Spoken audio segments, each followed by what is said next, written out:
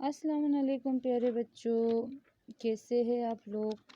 इंशाल्लाह सभी अपने घरों पर ठीक होंगे। तो हमारा ये चैप्टर नंबर 8 है एनिमल रिप्रोडक्शन, और इसके हम सबसे आखिरी पार्ट पर बुक रीडिंग पर पहुंच गए हैं। तो चलो हम आज का अपना बुक रीडिंग शुरू करते हैं बच्चों। तो figure 8.10 a kangaroo with a Joy.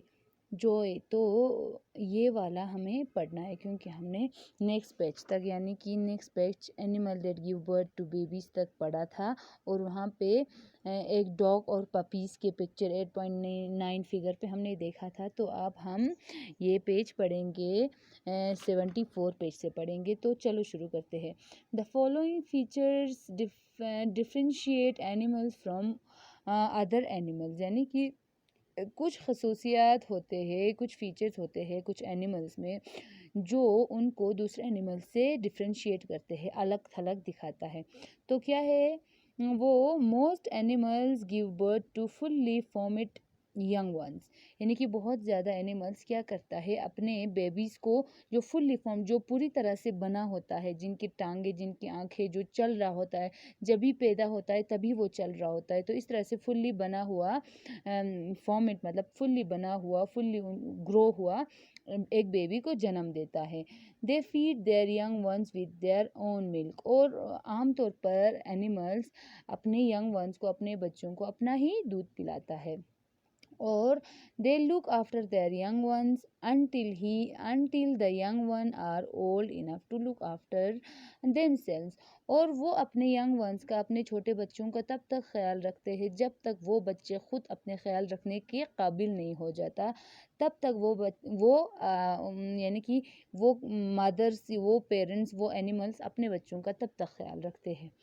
तो ये था हमारा जो बुक रीडिंग जो रह गया था, और एक बार हम पढ़ते हैं इसको रिपीट करके। The following features differentiate mammals from other animals, sorry mammals था ये। तो ये क्या है कि मैमल्स को दूसरे एनिमल्स से डिफ्रेंशिएट करता है, कुछ उनमें खसूसियात होते हैं, यानी कि कुछ खसूसियात मैमल्स को दूसरे एनिमल्स से डिफ्रेंशिएट करता है। तो वो क्या है, most mammals give birth to fully formed young ones, यानी कि बहुत सारे मैमल्स अपने बच्चे, यानी कि उनके बच्चे पेट से ही बने होते हैं, यानी कि पेट से निकलने के बाद ही चल रहा होता है। जबकि आप लोगों ने फॉर एग्जांपल देखा होगा, घर पे अगर आपकी भेड़ बकरी या गाय है तो उनके बच्चे जब भी ज़मीन पे गिरता है तभी से वो खड़े होके चलना शुरू करता है, यहाँ वहाँ खाना ढूंढना शुरू करता है। तो इस तरह से मैमल्स के बच्चे ये होते हैं। They feed there young ones with their own milk, और मैमल्स आमतौर पर क्या, मोस्टली वो अपने बच्चे को अपना ही दूध पिलाता है। They look after their young ones until the young ones are old enough to look after themselves, और वो अपने यंग वंस का, अपने बच्चों का, जिस तरह से यहाँ पे कांगारू ने अपने यहाँ पे जो बच्चा उठाया हुआ है, इसी तरह मैमल्स जब तक बच्चे खुद अपने ख्याल रखने के काबिल नहीं हो जाते तब तक हर मैमल, यानी कि मोस्ट ऑफ द मैमल अपने बच्चों का पूरा ख्याल रखते हैं, यानी कि खाना खिलाना, अपना दूध पिलाना, प्रोटेक्शन देना, हर चीज़ का ख्याल रखते हैं। तो यहाँ तक हमने पढ़ा।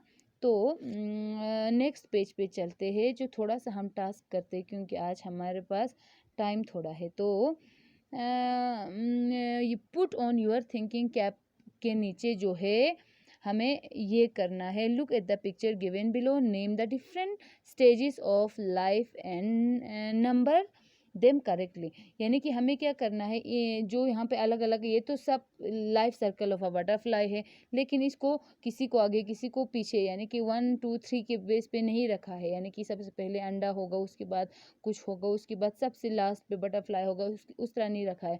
तो हमें इनको इवनली इनको नंबराइज करके इनका नेम लिखना है साथ में। तो ये क्या है, ये कैटरपिलर है, और कैटरपिलर कौन से स्टेज पे बनता है, बटरफ्लाई का दूसरे स्टेज पे बनता है।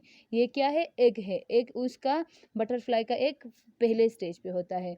और ये क्या है, बटरफ्लाई खुद है, खुद कब बनता है, फाइनल स्टेज पे, यानी कि 4th स्टेज पे। ये क्या है, प्यूपा, प्यूपा कब बनता है, 3rd स्टेज पे, यानी कि ये कैटरपिलर प्यूपा बन जाता है। तो बी पार्ट क्या है, बी पार्ट ये है एग ऑफ फ्रॉग, यानी कि फ्रॉग के एग है, ये स्टेज 1st पे आएगा। ये यंग फ्रॉक है, यानी कि छोटा सा फ्रॉक, जबकि इसका दुम अभी तक ख़त्म नहीं हुआ है। ये तीसरे स्टेज पे, अंडे के बाद से ही ये सीधा ये नहीं बन जाता, यंग फ्रॉक नहीं बन जाता। तो ये तीसरे स्टेज पे आता है। ये टेडपोल है, टेडपोल दूसरे स्टेज पे आता है। फ्रॉक फोर्थ स्टेज पे, यानी कि फाइनल स्टेज पे, तीसरे स्टेज पे यंग यंग आएगा। पहले पे एक, उसके बाद टेडपोल, उसके बाद यंग फ्रॉक, उसके बाद फ्रॉक आएगा, अडल्ट फ्रॉक आएगा। तो ये हमने कर दिया, ये आप लोगों को बुक पे फिल करना है।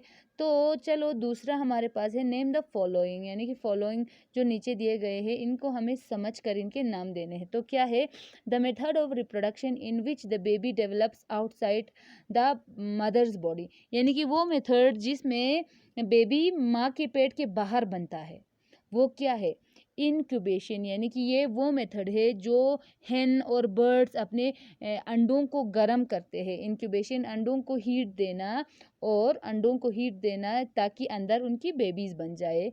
तो ये प्रोसेस है। तो बी पार्ट है, अ रेप्टाइल दैट लाइज एक and carries for cares for its young ones for a short time, यानी कि एक ऐसा रेप्टाइल जो अंडे देते हैं और अपने छोटे बच्चों का थोड़ी देर तक के लिए वो ख्याल रखते हैं, कुछ दिन तक के लिए, वो है क्रोकोडाइल। हमने पढ़ा था रेप्टाइल्स में से सिर्फ क्रोकोडाइल और क्रोकोडाइल और एक एनिमल भी क्या है क्रोकोडाइल, हाँ क्रोकोडाइल और टटाइल्स अपने, यानी कि क्रोकोडाइल ही अपने यंग वंस का थोड़ा टाइम तक ख्याल रखते हैं, ये हमने पढ़ा था।